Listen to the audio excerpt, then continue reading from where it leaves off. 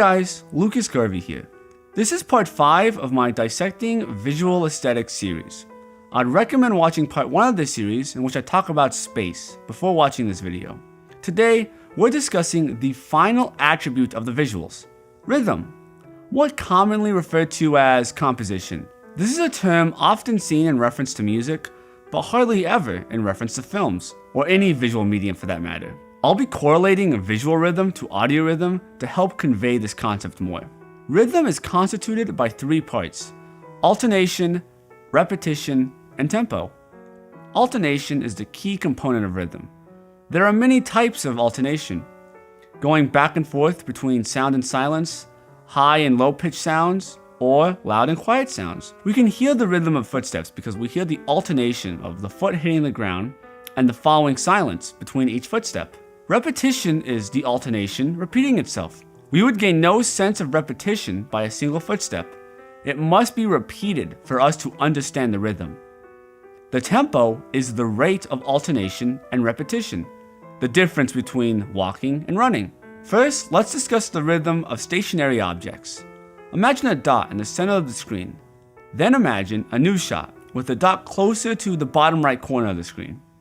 Cutting back and forth between these shots, it becomes apparent that the shot with the off-center dot seems more intense. It may seem somewhat elusive as to why, but it's actually quite simple.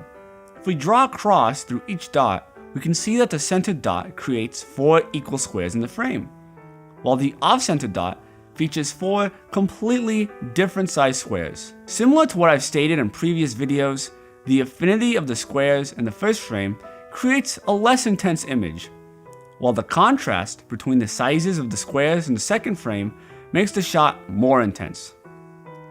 Well, what happens when we replace the dot with a rectangle? Well, if we extend the sides of the rectangle to the edge of the screen, we can see how the rectangle produces the rhythm of the shot. Each shot can be broken down into the accented and unaccented parts of the image. The accented parts of the image are the areas that contain the subject. The unaccented parts of the image are areas without the subject. When you divide a frame into the accented and unaccented parts, you can begin to see alternation and repetition. You see certain squares repeat and certain squares that alternate or deviate from the previous squares. But there is still alternation between squares of the same size.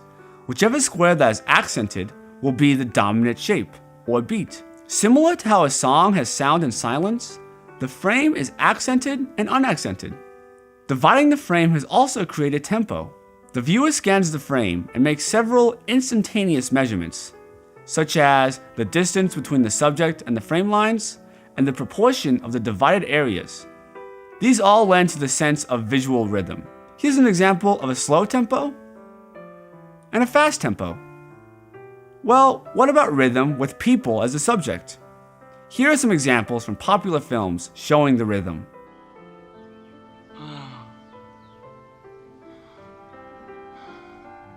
This wasn't enough time, Michael. Hello, Jedediah. Vill ha vetskap. Inte tro, inte antaganden, utan vetskap. Jag vill att Gud räcker mig sin hand. Avtäcker sitt ansikte. So that's rhythm with stationary objects. But what about moving objects? With moving objects, it can be broken down into 2 types of rhythm: primary and secondary rhythm.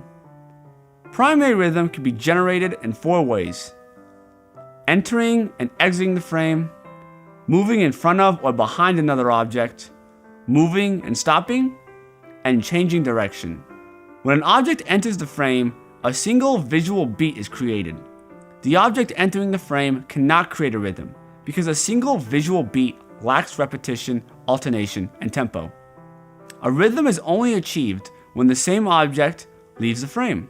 If several objects enter and exit the frame, a more complex visual rhythm is created. You can add more visual beats to an object entering and exiting the frame by having them move in front of or behind another object. If an object starts and stops moving in the frame more than once, a visual rhythm is produced. Changing direction has a similar effect. Secondary rhythm is generated by the movement of part of an object that already generates a primary rhythm. For example, Let's say the primary rhythm is generated by somebody walking around. The secondary rhythm would be the legs moving. The secondary rhythm has a completely different and unique rhythm compared to the primary rhythm. Another form of rhythm is the rhythm of the edit. This is rather straightforward compared to most other forms of visual rhythm, so I won't go too in depth. Pretty much, you can create the rhythm with how often you cut back and forth between shots, but you can also increase the intensity or loudness of the rhythm by making the edit cut to shots that contrast intensely with one another. That's pretty much it for rhythm, and for this series on visual aesthetics.